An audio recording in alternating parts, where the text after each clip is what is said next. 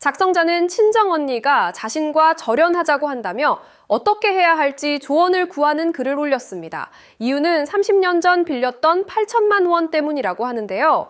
작성자는 30년 전 남편 사업이 부도가 나면서 큰 경제적 위기를 겪게 됐다고 합니다. 당시 친정언니는 아파트를 팔고 마련한 돈 8천만 원을 사업 자금으로 빌려줬다고 하는데요.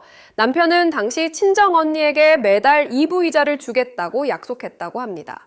하지만 사업은 계속 어려웠고 약속했던 이자는 물론 원금조차 제대로 갚지 못했다고 하는데요. 작성자는 돈을 갚을 형편조차 되지 않아 약 15년 동안은 일절 돈을 갚지 못했다고 밝혔습니다.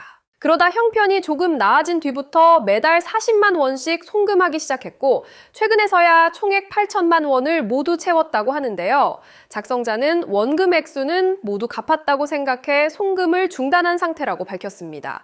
그런데 원금을 모두 갚은 지금 친정언니는 작성자를 만나지 않고 있다고 합니다. 언니는 작성자에게 깊은 원망과 분노를 가지고 있다고 하는데요. 30년 전 IMF 시절 8천만 원이면 목동 아파트를 살 수도 있었던 돈인데 화폐 가치가 크게 달라진 지금에 와서야 원금 숫자만 딱 맞춰 갚은 작성자의 태도가 괘씸하다는 입장이었습니다.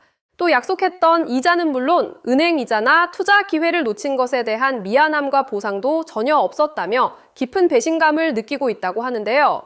이자는커녕 원금조차 수십 년 동안 월 40만 원씩 나누어 받았다는 점에도 큰 배신감을 느끼고 있다고 합니다.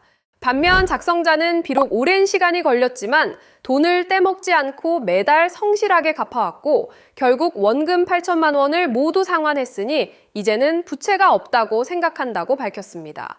그러면서 솔직히 제3자의 입장에서 봤을 때 이 상황을 어떻게 해결하는 것이 맞는지 궁금하다고 했는데요. 진심 어린 사과를 해야 하는 것인지 아니면 이미 여러 차례 사과를 해왔고 원금도 모두 갚았으니 여기서 마무리하는 것이 맞는 것인지 조언을 구했습니다.